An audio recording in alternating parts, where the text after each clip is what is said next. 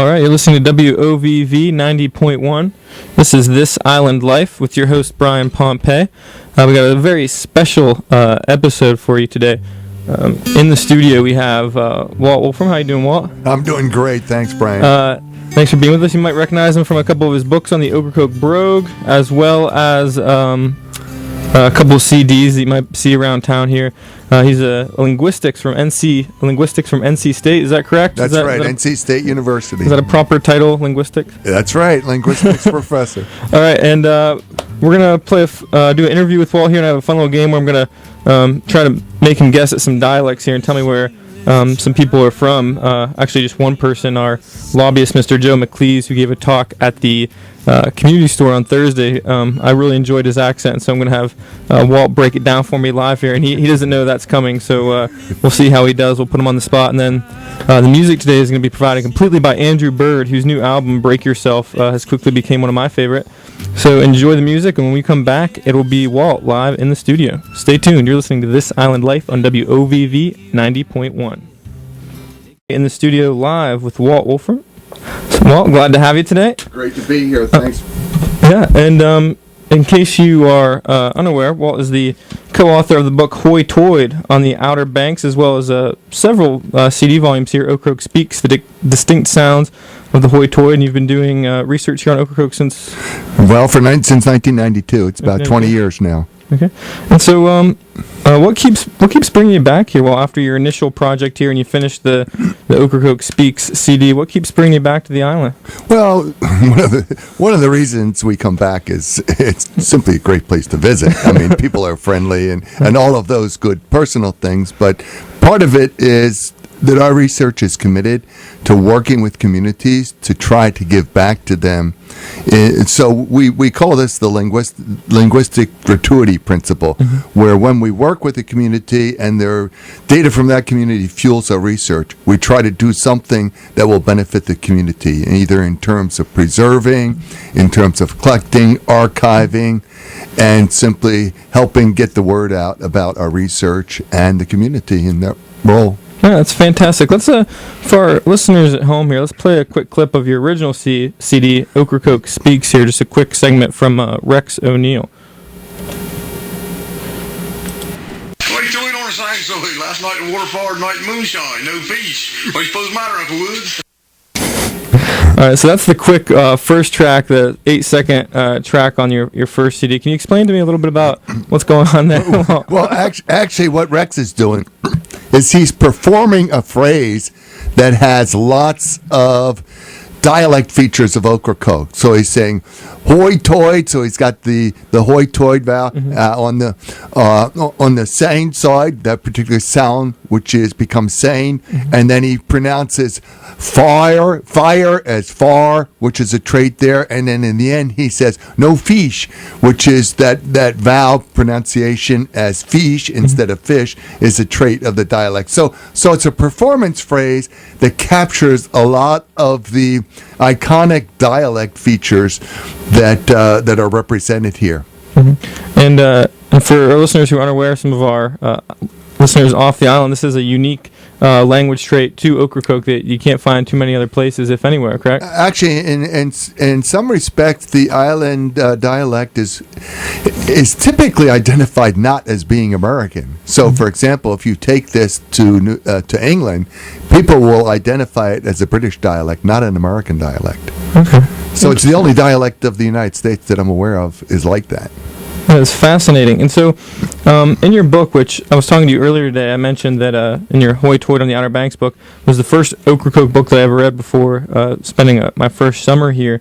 And in it, you talk about how, taking efforts to preserve this language or to recognize it and give it some historical significance and to, instill some pride in this dialect, that it can have a certain impact on the culture and preserving certain lasting vestiges of this culture. And so, since starting doing this in the 90s and then coming back now in 2012, can you point to, or are you documenting any impact or significance that this has had on the culture here on Ocracoke? Well, I think the greatest significance has had is about the attitude about dialects. It's not like our coming and talking about it and teaching every 8th grade class in the last 20 years about the dialect has preserved the dialect per se. So it's not like they say, oh, this is a cool dialect, let's speak it now. That's not what's happening. But what people say, wow, this is an important part of our heritage. Let's collect these stories, let's collect these sounds, and let's embrace them rather than, actually 50 years ago, people were ashamed to speak this dialect because people would make fun of them, call them country, ignorant, and so forth. And so I think one of the things that we've helped do is transform this stigmatization of the dialect into a positive artifact of Ocracoke culture. Absolutely, and I really enjoyed hearing it in my time spent here on Ocracoke, and I think a lot of the tourists really enjoy it too. It's kind of makes another reason that makes Ocracoke unique and a special place to visit. And so I hear, along with you on your trip this spring, you brought some grad students, but you also brought along a crew from CBS, a television crew? Well, CBS is supposed to arrive this evening, and they're interested in dialects and Southern dialects and accent and doing a show. And so they called me from New York and said, we'd like to come to Raleigh and talk to you. I said, well, what do you want to talk to me there for? I'm going to be in Ocracoke. Why don't you come and talk to some really unique dialect speakers? And so James Barry Gaskell and Vince O'Neill and Rex O'Neill are going to meet with them tomorrow. They're going to film our dialect curriculum in the schools tomorrow, which is we're the only state in the United States that has a program endorsed by the Department of Public Instruction about dialect difference as a part of cultural heritage. North Carolina is the only state that has that. Oh, wow. And so it's unique. That's great. And tell me a little bit about what you've been doing with the 8th graders and some of the other Ocracoke school students this week. Well, what we do is we study different dialects. So, for example, we're studying everything from the Cherokee language. Kids will do some exercises with the Cherokee syllabary, which is very different, which actually has symbolizes particular syllables. We'll do that. We'll do Lumbee English and a Native American English. We'll do African American English. We'll do the cities of North Carolina. We'll do Ocracoke. We'll also do Appalachian English in the western part of the state, and then we'll also do Spanish as it's developing in North Carolina. All right.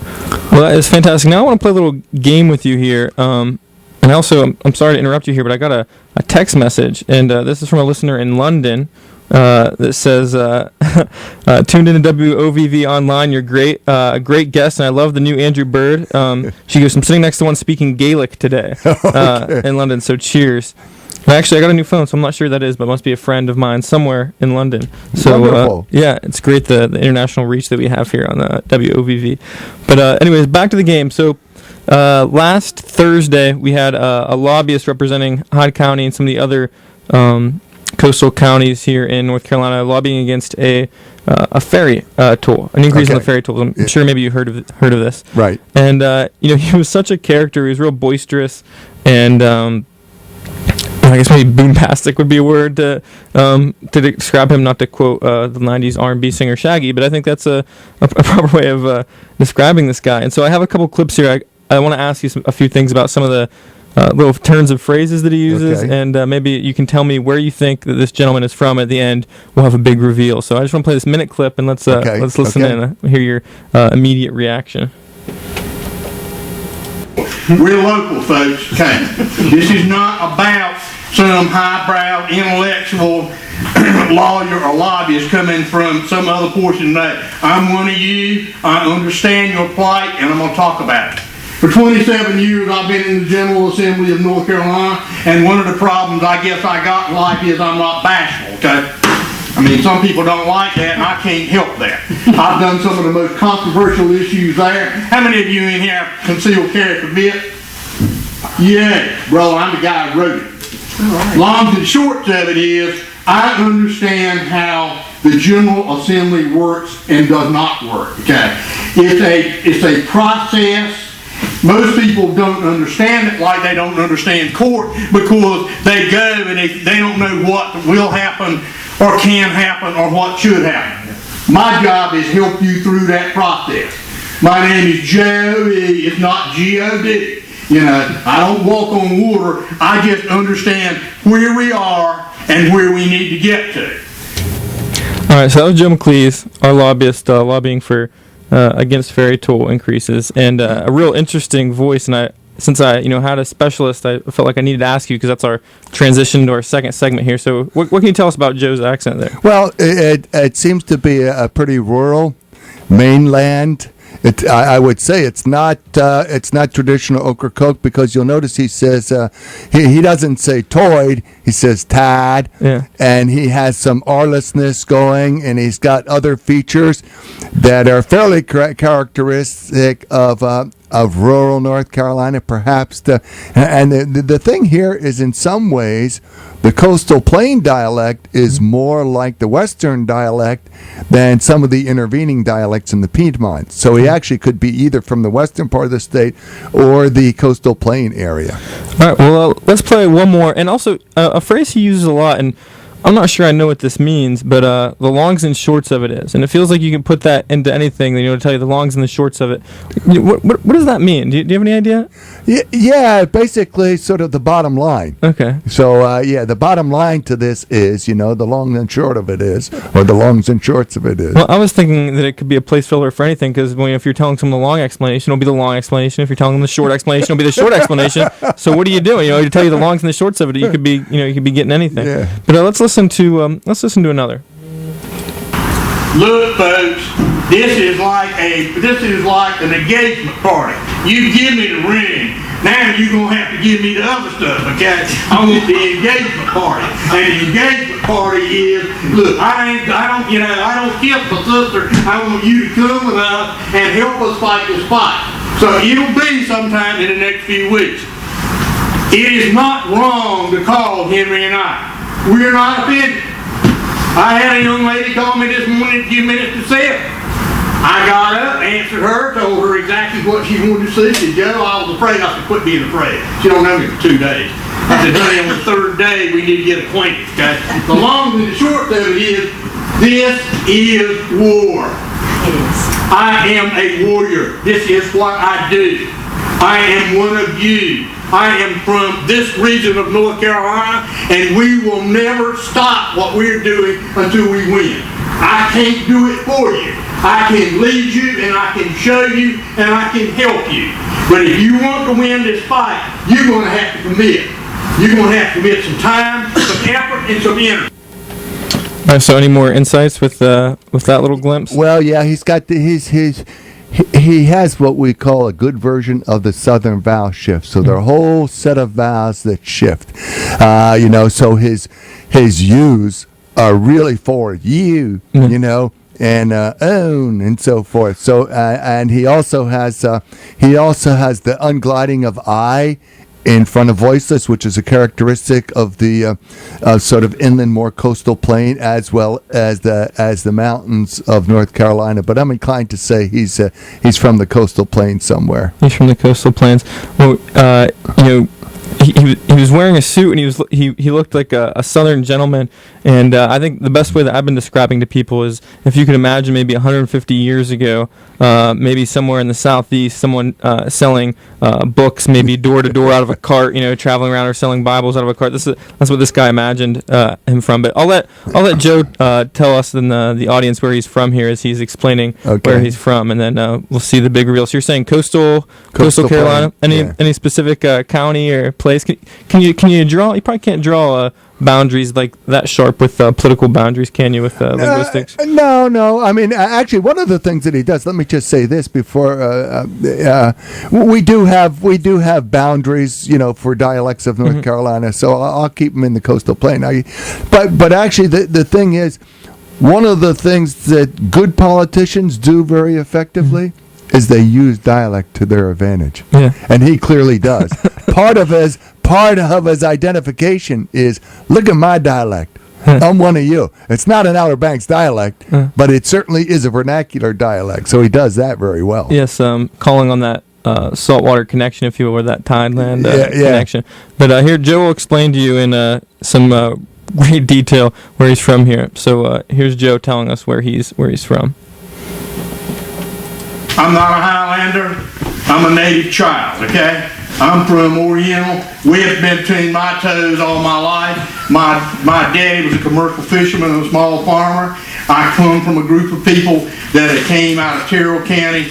We've been here. Paul's people came in 1686. Mine were here in 1703 and 4. We're local folks, okay? So you got it there, the coastal plant. Yeah, Terrell County. Yeah, we have actually we've done some research on Bertie, and actually that area is kind of transitional between Outer Banks and coastal plain. But yeah, so I wasn't too far off. Well, thanks. I appreciate you playing along with me, and you got it right on the head there with our lobbyist Joe McLeese. And if you're listening, we're going to play his entire 12-minute speech or a portion of it after Walt gets out of the studio and to wrap up the show here for this evening. But again, Walt, I want to thank you for coming in. Really appreciate it. Well, thanks. I mean, I just I love Ocracoke. I love the people, and I love the dialect, and it's something that it's going to be gone. These young kids are not speaking it. We can't do anything about that. But at least sort of like buildings and like places and so forth, we can help to preserve some of that unique Ocracoke history and tradition through the dialects and through our CDs and through having all of these interviews that we've done over the years on a website, on tape, and so forth. Well, and one of our initiatives here at the radio is to take some of those, some of the exact recordings off your CD and put them on a regular loop here. Our regular shuffle that we play here, so that you play those little oral histories every once in a while, and when people are listening, when they're driving their cars, or when we have tourists visiting during the summer, that they can hear those clips to try to keep some of those oral histories alive. Yeah, I think one of the things I want to end with is, North Carolinians in general, and particularly people in the Outer Banks, don't realize all of the cultural resources that are theirs. And that's why we developed this whole curriculum on dialects, so that people when they talk about North Carolina history, when they talk about the history of the Outer Banks, how can they ignore language? It's so integral to culture.